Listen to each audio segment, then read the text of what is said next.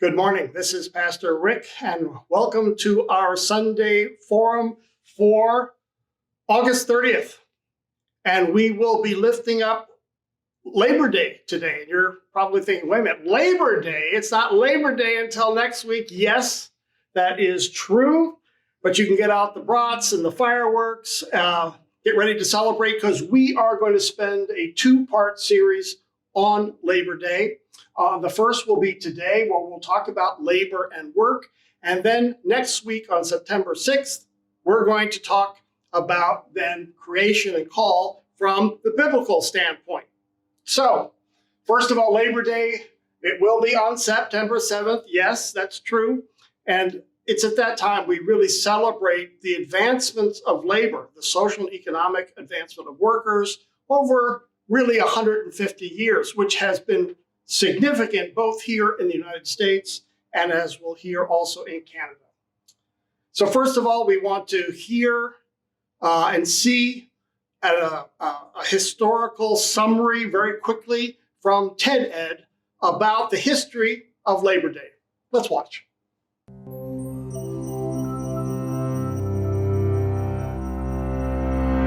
How's this for a strange idea? A day off from work in honor of work itself. Actually, that is what Labor Day, celebrated in the United States and Canada on the first Monday of every September, is all about. The first American Labor Day was celebrated in New York City on September 5, 1882, as thousands of workers and their families came to Union Square for a day in the park. It was not a national holiday, but had been organized by a union to honor workers and their hard efforts with a rare day of rest, halfway between July 4th and Thanksgiving. There were picnics and a parade, but there were also protests. The workers had gathered not just to rest and celebrate, but to demand fair wages, the end of child labor, and the right to organize into unions. During the period known as the Industrial Revolution, many jobs were difficult, dirty, and dangerous. People worked for 12 hours, 6 days a week, without fringe benefits such as vacations, health care, and pensions.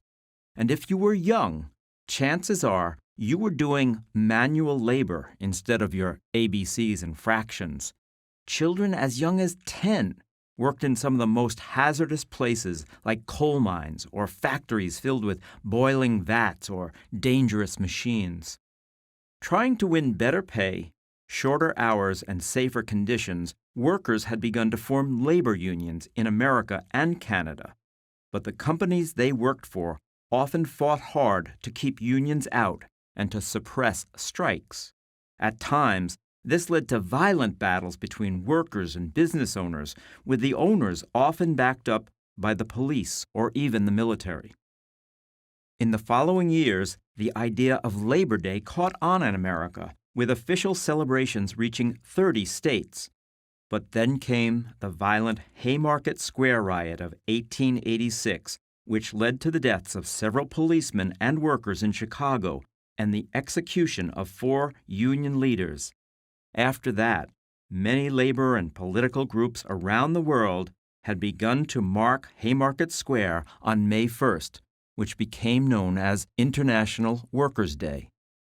In 1894, President Grover Cleveland signed the law making Labor Day a federal holiday in America, only days after he had sent 12,000 soldiers to end a violent railroad strike that resulted in the death of several people. The original September date was kept, partly to avoid the more radical associations of May 1st. Canada also created its Labor Day in 1894. But in spite of this new holiday, it would be a long time before the changes that workers wanted became a reality. In 1938, during the Great Depression that left millions without jobs, President Franklin D. Roosevelt signed a law calling for an 8-hour workday, a 5-day work week, and an end to child labor, some of the first federal protections for American workers. As America and Canada celebrate Labor Day, most of the two countries' children enjoy a day off from school. But it is important to remember that there was a time that every day was a Labor Day for children in America and Canada. And unfortunately, the same fact remains true for millions of children around the world today.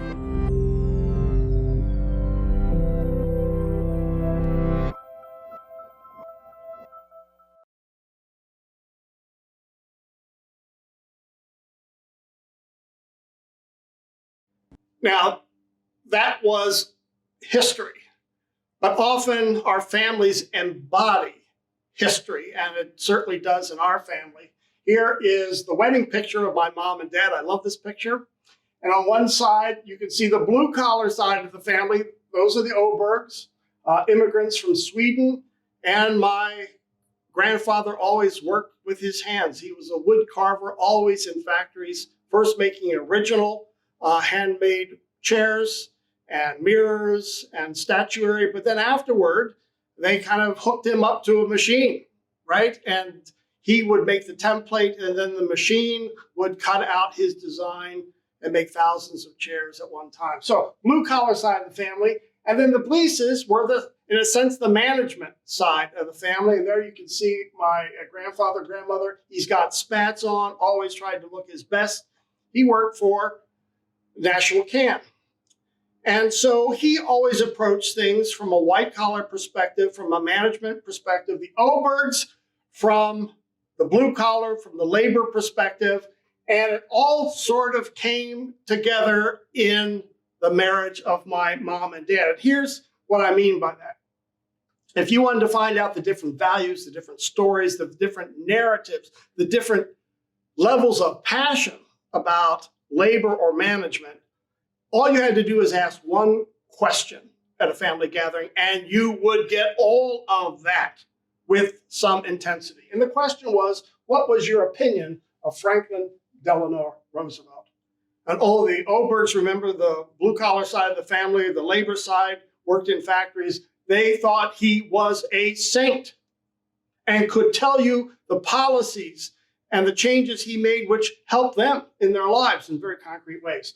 On the other side, you could hear from the Blieses, and there he was not a saint. He was a sinner. And they could go how he brought certain commitments to socialism and ruined some of the dynamics, some of the values, some of the things that they had committed to. He had ruined them for them. So again, all you have to do is raise that question in the family, and you could hear the differences. What I appreciated in being in this family is you could hear both sides of labor and management. And as grandchildren, we could come to appreciate both sides of the families and their commitments and their deep experiences, both with labor and with management. So let's now hear another way of telling the story about Labor Day. And here we'll have more historical pictures, which I love, but also we'll hear more about the role that Canada played in influencing our celebrations of Labor Day here in the United States. Let's watch.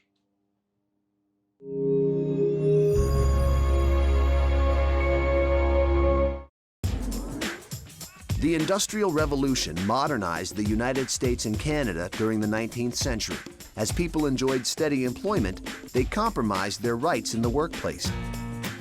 Longer work hours and pay cuts were imposed. U.S. labor groups began protecting themselves by unionizing.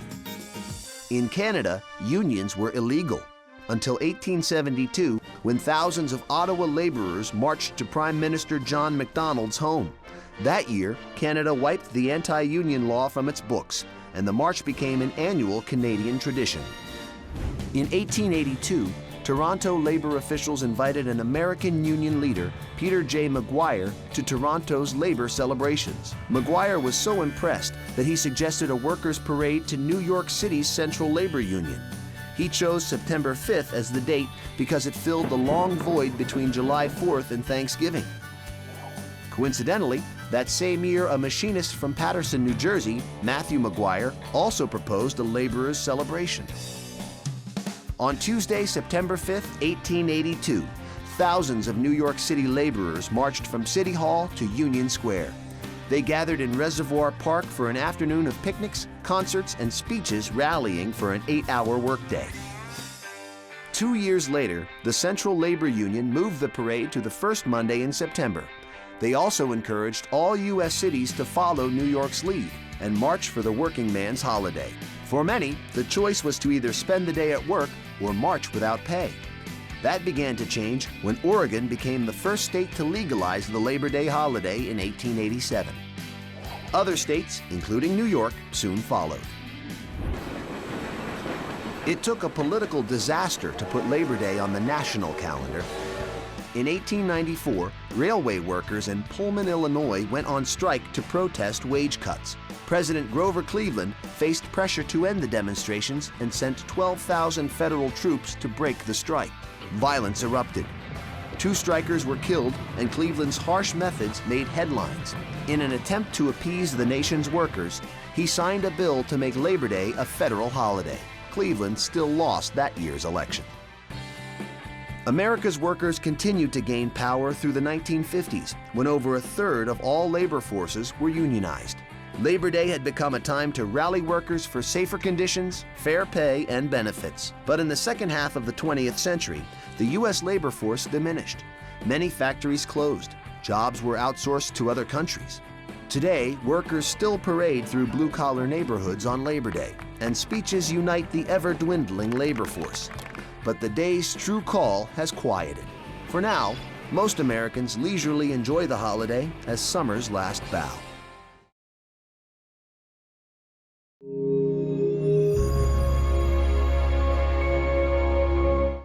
Okay, those are issues of labor and management, but the Bible takes a different approach, or at least it starts in a different place when it discusses any type of issue of work. And boy, there's been so many. You might not be able to see all of these, but the people of God have always wrestled, whether we were with Pharaoh in Egypt, all right? How was work addressed by the Egyptians? Or the Promised Land, or in the wilderness, Assyria, Babylon, Greeks, Romans, the Enlightenment. You're getting the idea that we've often, in the Reformation, colonial America, Industrial Revolution, we've been surrounded by different approaches to work, different values of work. And that's true today with the free market capitalism, with socialism, with the gig economy. Each time we raise up these issues, they come with values and stories which Christians have both rejected and embraced. I mean, ever since the beginning. And we see that tension. We see that fight, those challenges, even in Scripture. And so what have the children of God always done?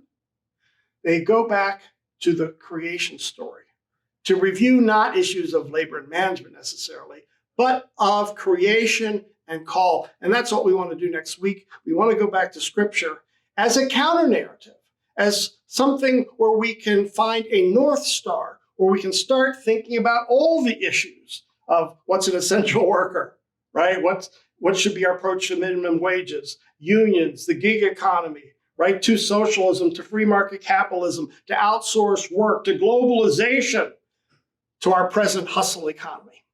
We start first with the story of creation. So join us for that conversation next week. We go back to the garden next week. You won't want to miss it. But we want to end this session with a song about labor and about work. And they're not easy to find in the hymn book, but this is one I think that will inspire you. Thanks for joining us on this Labor Day special, 2 weeks in a row up to Labor Day.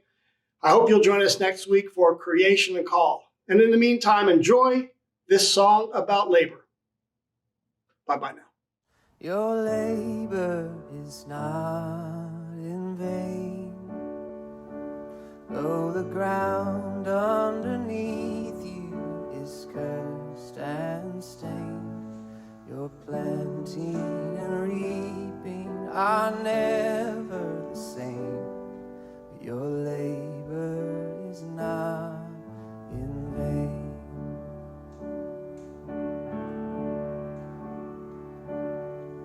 Your labor is not unknown, though the rocks they cry out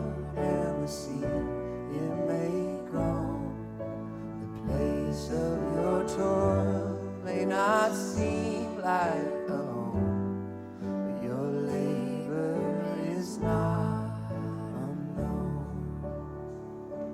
I am with you, I am with you, I am with you, I am with you, for I have called you by name.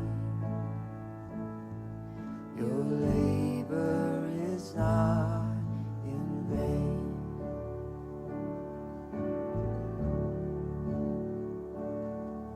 The vineyards you plant will bear fruit. The fields will sing out and rejoice with the truth. For all that is old will at last be made new. The vineyards you plant will bear fruit. I am with you, I am with you, I am with you, I am with you, for I have called you by name. Your labor is not in vain.